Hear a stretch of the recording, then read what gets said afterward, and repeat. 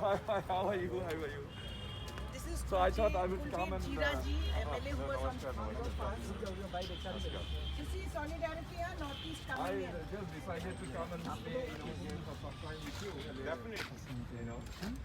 কেন্দ্ৰ কৰি আজি কংগ্ৰেছৰ ফালৰ পৰা এক ৰাষ্ট্ৰপতি হ'বলৈ পদযাত্ৰা উলিয়াইছিল, কিন্তু পুলিচৰ বাধাৰ বাবে আপোনালোক যাব নোৱাৰিলে। এতিয়া পৰৱৰ্তী সময়ত কাৰ্যসূচী কেনেকুৱা ধৰণৰ হ'ব?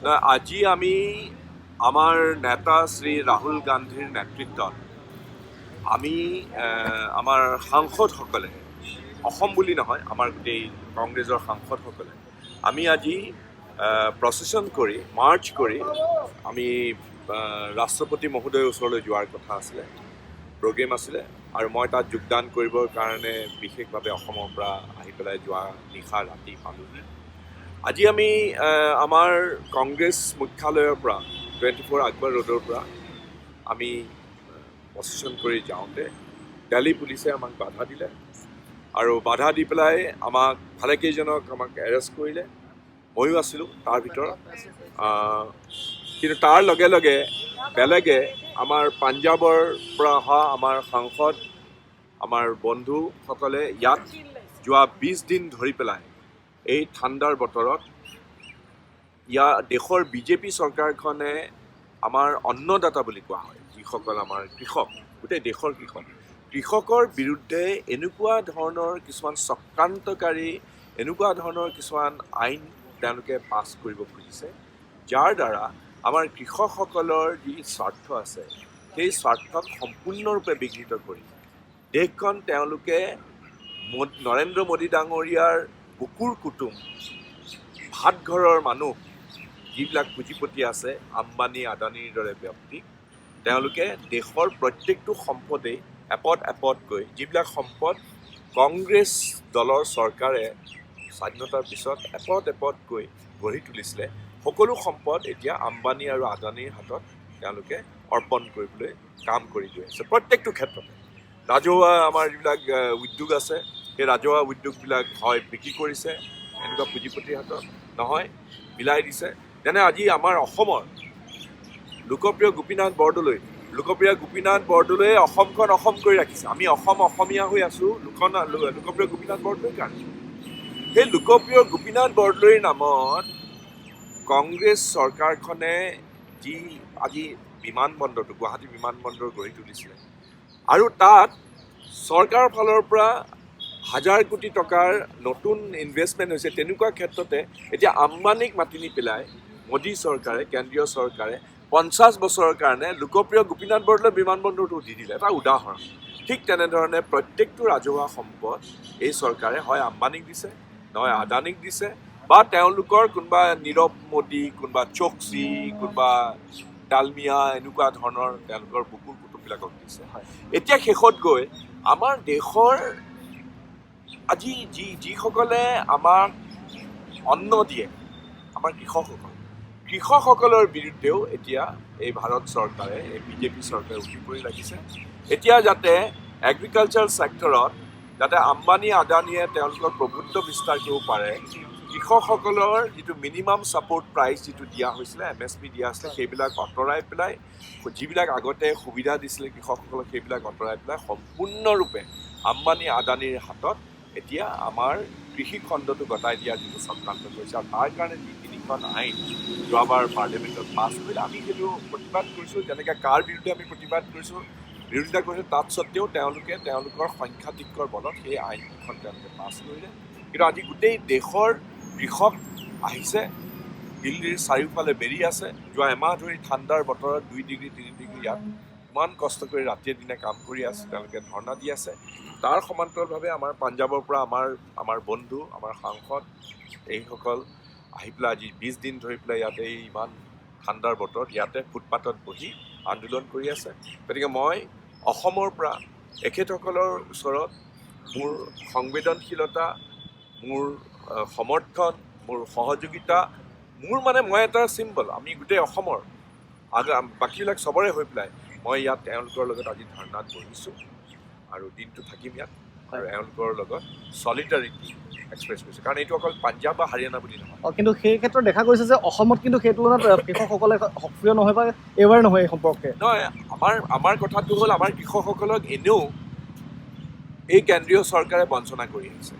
কাৰণ আমাৰ কৃষকসকলে যিবিলাক ৰাহি ধান, আমাৰ মানুহটো কৃষিজীৱী, আমি যিবিলাক ধান উৎপাদন কৰোঁ সেই ধান উৎপাদনটো আমাৰ অসমৰ মানুহৰ খাবৰ কাৰণে তেওঁলোকে আচলতে গাইগুটীয়াভাৱে কোনোবাই বজাৰত বিক্ৰী কৰে।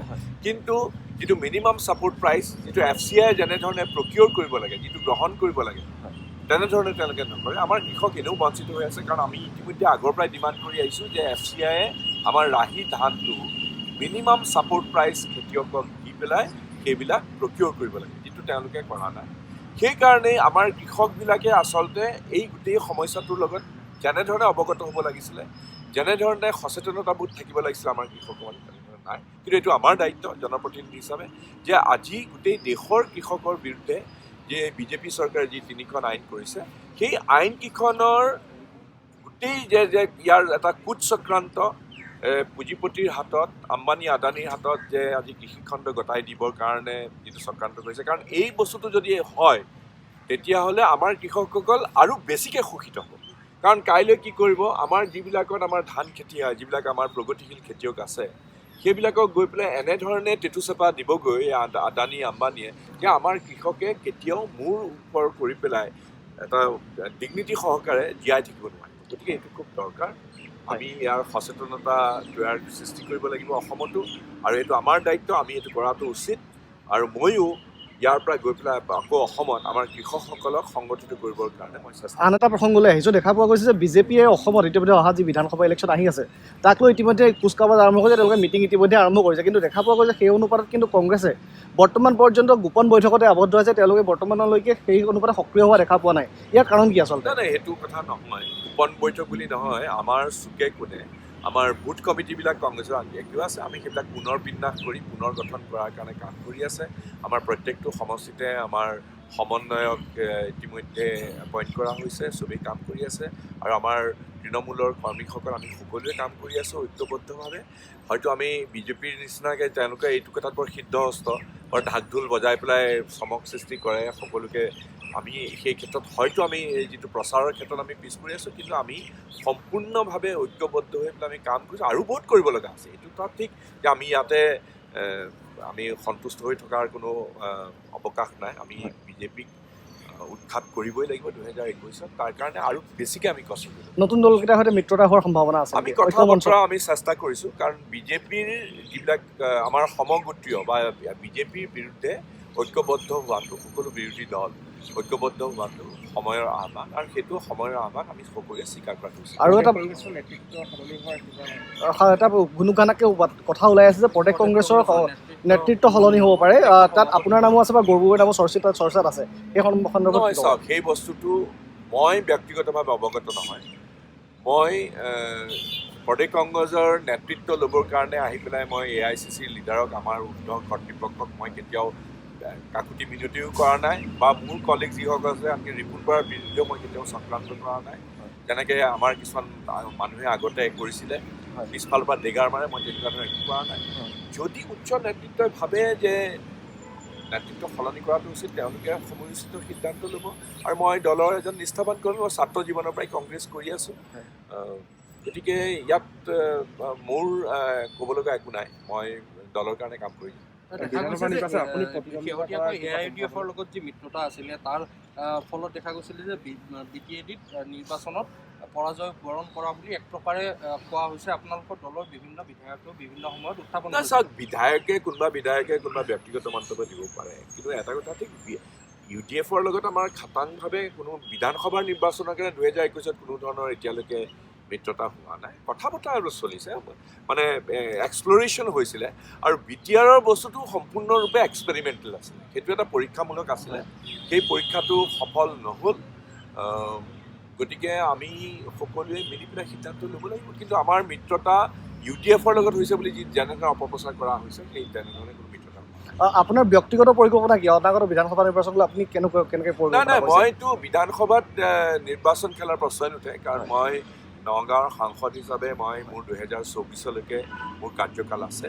আৰু মোৰ যিটো মেণ্ডেট যিটো আমাৰ নগাঁৱৰ ভোটদাতা ৰাইজে দিছে তাক মই সন্মান কৰি পেলাই মই কোনো ধৰণৰ বিধানসভা নিৰ্বাচন খেলাৰ কথা নাই কিন্তু অৱশ্যেই মই মোৰ দলক জিকাবৰ কাৰণে বিশেষকৈ মোৰ সমষ্টিত যিবিলাক এছেম্বলি ছেগমেণ্টছ আছে তাত আমাৰ কংগ্ৰেছৰ প্ৰাৰ্থীক জিকাই আনিবৰ কাৰণে মই ৰাতিয়ে দিনে কাম কৰিম আৰু দলৰ চৰকাৰ যাতে হয় গঠন হয় তাৰ কাৰণে মই কাম কৰিম কিমান আশা কেনেধৰণে কৰিছে আচলতে তাক কিমানখন আসন পোৱাৰ সম্ভাৱনা আছে কংগ্ৰেছে চাওক সেই কথাটো মই এতিয়া কিমান আসন পাম সেই কথা আশা কোৱাটো উচিতো নহয় আৰু সেইটো অমূলক কিন্তু এইটো কথা ঠিক যদি আমি ৰাইট পাৰ্মুটেশ্যন কম্বিনেশ্যন যদি কৰা হয় ৰাইট কম্বিনেশ্যন যদি কৰা হয় উপযুক্ত প্ৰাৰ্থীক যদি দিয়া হয় আমাৰ মানুহবিলাক যদি সকলো ঐক্যবদ্ধভাৱে হয় কাৰণ কংগ্ৰেছৰ DNA অসমত অতি ষ্ট্ৰং সেইকাৰণে আমি এইটো সকলোৱে মিলি পেলাই বিজেপিক উৎখাত কৰাটো এইটো সময়ৰ আপুনি ক'লে যে ঐক্যবদ্ধ হ'লে মানে বৰ্তমান ঐক্যবদ্ধ নহয় বুলি ক'ব বিচাৰে মই সেইটো কথা কোৱা নাই যদি আমি সকলোৱে মিলি পেলাই সকলোৱে বুজি পাইছোঁ আমি আমাৰ চবেই গতিকে আমি আৰু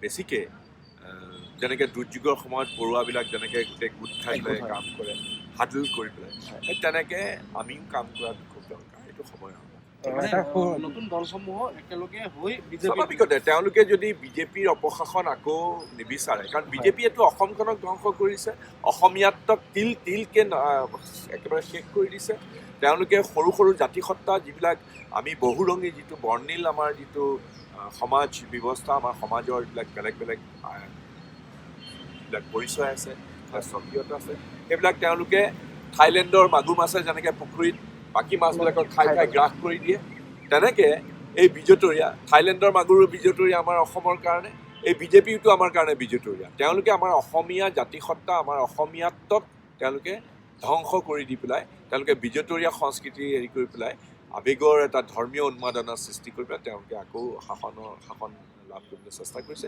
তাৰ বিৰুদ্ধে মাত মতাটো আমি সকলোৱে কাম কৰা সেইটো লাগিলে AJPয়ে হওক বা ৰাইজৰ দলে হওক তেওঁলোকেও এইটো বুজাটো উচিত অজন্তা নেওগৰ দৰে জ্যেষ্ঠ নেত্ৰীয়ে বিজেপিত যোগদান কৰিব বুলি কুচকাৱাজ ওলাইছে কথা বতৰা ওলাইছে এই ক্ষেত্ৰত আপুনি কি ক'ব কেইবাগৰাকী অজন্তা নেওগ মোৰ বৰ প্ৰিয় এগৰাকী মোৰ সতীৰ্থ মোৰ লগত খুব ভাল তেওঁৰ ব্যক্তিগত সম্বন্ধ তেওঁক মই জানো তেওঁৰ বহুত কষ্ট স্বীকাৰ কৰিছে তেওঁৰ স্বামী কংগ্ৰেছৰ নেতা আছিলে নগেন নেওগ সেই সময়ত আমাৰ গোটেই কংগ্ৰেছ নেতা কৰ্মীসকলক আলফাই বা দুষ্কৃতিকাৰীয়ে হত্যা কৰিছিলে তাৰ ভিতৰত তেওঁ স্বামী আছিলে আৰু তেওঁ বৰ কষ্ট কৰি পেলাই তেওঁ আত্মত্যাগ কৰিছিলে আৰু তেওঁ কংগ্ৰেছৰ নিজৰ এটা স্থিতি তেওঁ বনাইছিলে এতিয়ালৈকে তেওঁ শুনিছোঁ ময়ো শুনিছোঁ কিন্তু মই ব্যক্তিগতভাৱে মই বিশ্বাস কৰা নাই আৰু তেওঁ যদি কেনেবাকৈ যোগদান কৰে সেইটো সম্পূৰ্ণভাৱে তেওঁৰ ব্যক্তিগত বা তেওঁৰ চাগে হৃদয় পৰিৱৰ্তন হৈছে তেতিয়াহ'লে সেইটো আমাৰ কাৰণে দুৰ্ভাগ্যজনক হ'ব কিন্তু মই এতিয়াও মনে প্ৰাণে কামনা কৰোঁ যে অজন্তা নেওগে আমি সকলোৱে মিলি পেলাই বিজেপিৰ বিৰুদ্ধে কাম কৰিম। Thank U.